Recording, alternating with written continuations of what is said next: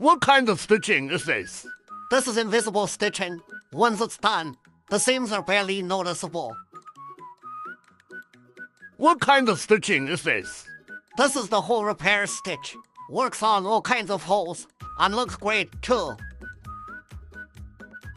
What kind of stitching is this? This is embroidery, a traditional Chinese craft. What kind of stitching is this?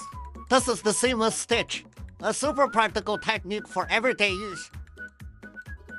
What kind of stitching is this? This is darning. You can restore fabric to near perfect condition. A high-level, skillful method.